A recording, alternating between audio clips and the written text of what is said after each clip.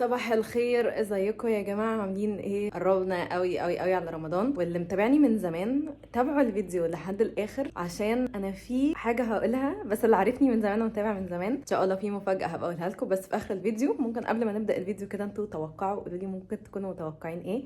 هي حاجه هتكون ريليتد برمضان، اكتبوا تحت في الكومنتات. المهم النهارده يوم بالنسبه لي من الايام المفضله اللي بتكون قبل رمضان، اللي هو بنزل اشتري زينه رمضان. انا عارفه ان الناس بتقعد تقول لي الاقي وانت كل سنه بتشتري زينه رمضان. لا يا جماعه، مش كل سنه، بالعكس انا كل سنه بزود على الحاجات اللي اوريدي عندنا. بعدين في حاجات ساعات الواحد بيلاقي ان هي ايه ده، في حاجات طلعت موضه جديده، ساعات الواحد بيحس اللي هو انا محتاجه ازود حاجه، في حاجات باظت. ايه هو المكان اللي انا هنزل اشتري منه زينه رمضان؟ المكان هو يا جماعه النزهه الجديده. بس في حاجه بقى عايزه اقولها لكم مهمه جدا. النزهه الجديده ده مش شارع طه حسين، الشارع ده زي ما تقولوا كده هو بيعتبروه شارع سياحي. انا هاخدكم النهارده في الدخانيق والحتت اللي جوه، اللي هي فعلا بتبيع باسعار الجمله، بتبيع باسعار رخيصه جدا جدا جدا، ومش ناس كتيره بتكون عارفه عن الاماكن دي وعن الحتت، عشان كل الناس تقوم تروح تقول النزهه وتقول يا لهوي دي الاسعار غاليه قوي. لا، شارع طه حسين اللي هو الشارع الرئيسي دي اسعاره غاليه جدا جدا جدا، غير الشوارع اللي جوه. والنهارده هاخدكم معايا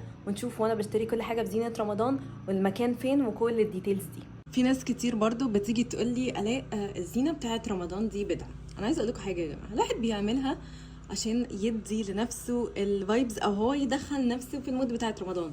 انا بصراحه بالنسبه لي عموما بحب التزيين جدا جدا عشان بتغير لي المود او بحس باختلاف ما بين الشهر ده والشهر ده، العيد ورمضان الكلام ده كله. فهي حاجه بالنسبه لي حاجه شخصيه، حاجه بتدخلني انا في المود، حاجه بتحببني في المكان انا قاعده فيه، بتحببني في اوضتي، بتحببني في البيت. حتى الواحد طول ما هو ماشي بيكون شايف الزينه في كل حته، بيحس اللي هو ايه ده، بدأنا ندخل على اجواء رمضان. فهي مش حاجه اساسيه، لو انت ما بتحبش حاجه زي دي مش مهم خالص خالص خالص. هي حاجه شخصيه انا بحبها، بفرح بيها وبستمتع بيها ان انا اعملها، وبتدخلني في مود رمضان، ان انا ازين قبل ما رمضان يدخل كده. خلاص هو اصلا رمضان ناقص عليه ان شاء الله اسبوع. دي حاجه بتفرحني وحاجه بحبها. لكن لو انتوا مش بتحبوها او مش بتستمتعوا بيها مفيش مشكله برضو خالص، كل واحد يعمل الحاجه اللي تريحه. يا قبل اي حاجه كنت جايه نادي الشمس عشان اعمل شويه اوراق وفصل وحاجات في العضويه كده، بعد كده نطلع نعمل المشاوير بقى اللي قلت لكم عليها. بصوا يا جماعه، وصلت النزهه. هنا بقى هقول لكم تحطوا لوكيشن ايه عشان تعرفوا توصلوا. دي شايفين شوارع ما بين العمارات، النزهه الجديده قريبه من شيراتون عند السعودي الالماني، قريبه من جسر السويس. بحاول اقرب لكم الدنيا. ده كده لسه ما دخلناش جوه، دي المحلات اللي من على الوش. بحط اللوكيشن بتاع تمر حنة، ده اللوكيشن، اكتبوا تمر حنة النزهة، وبعدين بقى تدخلوا من جنبه كده، وهنا بقى ادخلوا اقعدوا تمشوا بقى شمال في يمين في يمين في شمال، وتشوفوا بقى الدنيا هناك ايه. هوريكم بقى الزينة وانا هناك. هتبصي هنا؟ ما ده اللي احنا كنا المرة اللي فاتت كنا شفناه، كان عنده حاجات حلوة بس جوه بقى اللي هو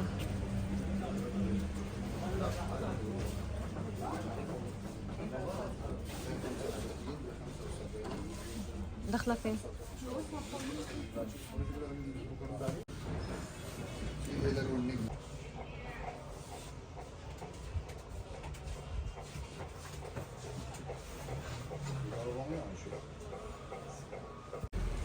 اهو تعالي، اللي هو شايفة بكار ده.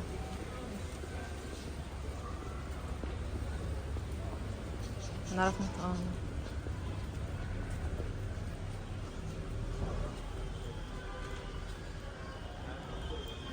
بس دول زي اللي عندنا.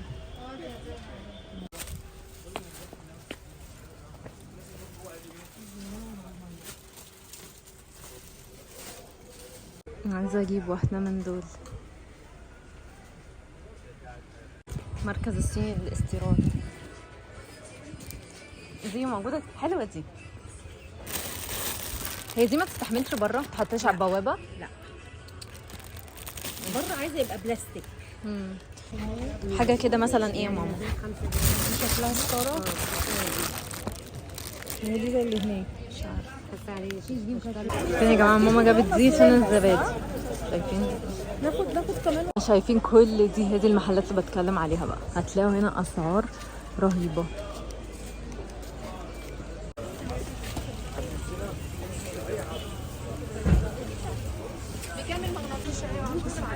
طيب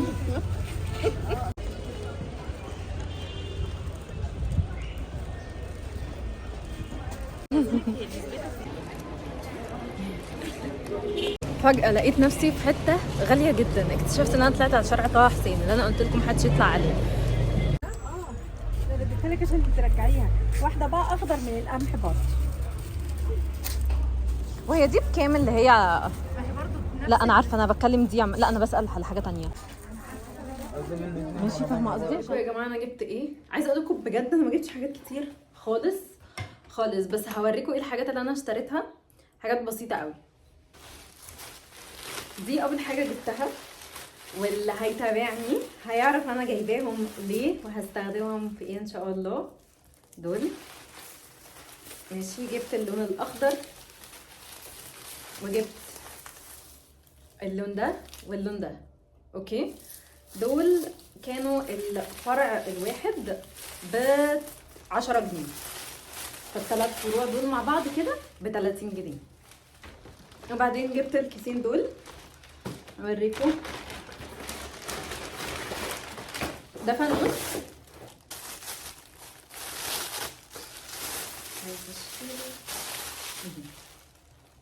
جميل الصراحة اهو. جبت الستاند ده. الحاجات يا جماعة اللي طالعة موضة السنة دي اكتر من كل سنة. قبل كده عارفين كانت الحاجات اللي هي الخيامية، القماش الخيامية الاحمر فازرق فاخضر، الالوان دي. بس السنة دي الجولدن مكتسح. بصراحة الواحد برضو تعب من الالوان الكتير قوي. دي بقى هقول لكم هستخدمها في ايه. دي كانت ب30 جنيه.